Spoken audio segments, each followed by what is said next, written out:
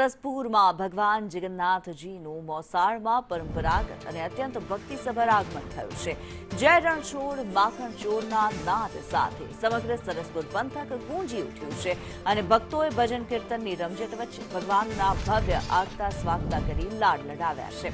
ભાણેજ બનીને પધારેલા મહાપ્રભુજી આગામી 15 દિવસ સુધી મોસાળમાં જ બિરાજમાન રહેશે, જ્યાં તેમનું પરંપરાગત મામેરું કરવામાં આવશે। આ ધાર્મિક ઉત્સવને પગલે સમગ્ર મોસાળ નગરી અને ભક્તો ભક્તિના આનંદને રંગે રંગાઈ ગયા છે।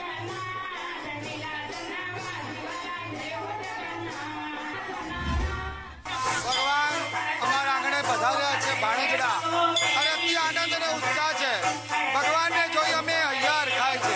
ભાણેજ આપણા ઘેર પધાર્યા હોય ત્યારે અમને કંઈ ઓછું ના આવે એના માટે વિવિધ જાતના મનોરથ કરવામાં આવે છે અને ભજન કીર્તન કરીને ભગવાનને આનંદ ઉલ્લાસથી રાખવામાં આવે છે।